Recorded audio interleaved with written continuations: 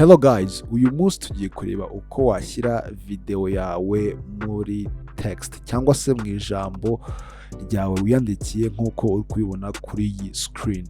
Hello guys, hano muri Premiere Pro yanjye iyi niyo clip ngiye kubasha gukoresha, okay, nk'uko uri kubibona. Eda nawe wakoresha clip yawe ushaka. Ikintu ngiye gukora, ngiye kuza hano kuri text tool yanjye, ubwo ntypinge ijambo nza gukoresha.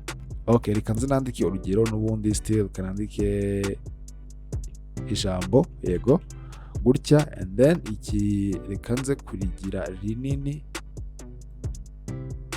kugira ngo bize kuba binini cyane, and then ndaza kuza guhindura font. Okay, ndabanza kuri selectinga, inze kuri iyi text tool. Okay, inze guhindura font, ndashaka font byibuze iri bold, yes, ibyibushye, iri so cinematic. Okay, eda reka nze gukoresha iri ngiri, yes, iri ngiri ni sawa, and then tena nongeye kuza kurigira rinini gutya. Okay, alright, so this is enough, and then guys ugomba gukanda kuri control and kugira ngo rize kuba riri fit hagati na hagati. Ubwo yo nkanze kuri control nka moving ijambo ryanjye mita mbona ino mirongo itambitse n'ihagaze ino y'umutuku. Okay, kuvuga ngo gutya irimo hagati neza cyane. So noneho ndaza kurya extendinga cyangwa ndaza kurigira rirerire bitewe n'ukuntu video yanjye nanjye ingana. Okay, ubwo nindangiza ndaza gukanda no kuri clip yanjye, inze kuri effect, ndaza no kuri double errors, nzano kuri effect, ubwo nsachinge effect yitwa ni trackmate key. Okay, iyi trackmate key niyo ndaza guterura inze gushyira hano kuri video yanjye, ntago nyishyira ku ijambo, ndaza kwishyira hano kuri video yanjye.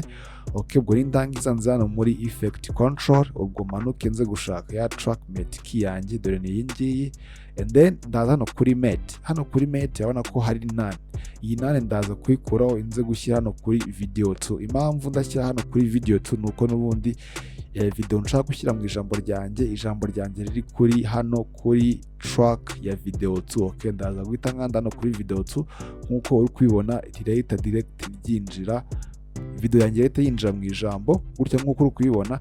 And then ikintu noneho ngiye gukora, ngiye kwanimatinga. Okay, ndaza gukanda hano ku ijambo ryanjye, ndaza kuryanimatinga riri guturuka muri zoom in, riri kuza muri zoom out. Okay, so ndabanza kuza kuri zoominga gutya kugira ngo nse nkaho ndisohotsemo. Okay,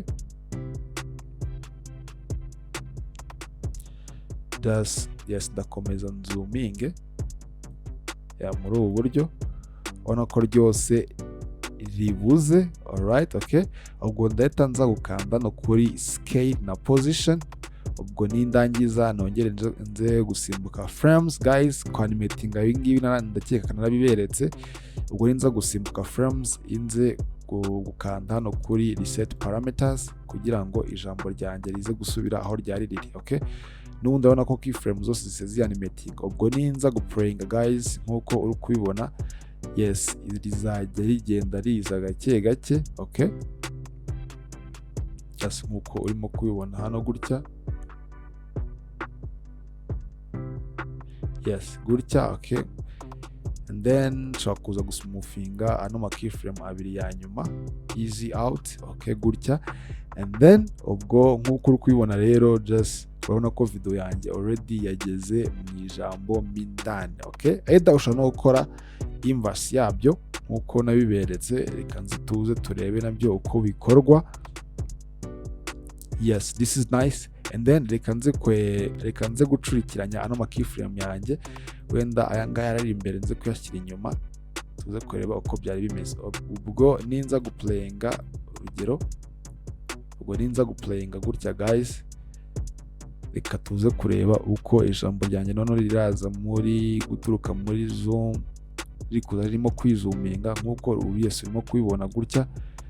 Yes, okay guys, nuko nguko rero ushobora gushyira video yawe mu ijambo iryo ari ryo ryose. Guys, ndabakunda cyane, ntiwibagirwe gukora subscribe, like, share, drop the comment kugira ngo tumenye uko bimeze. Ndabakunda cyane, duhure muri video y'ubutaha. Peace.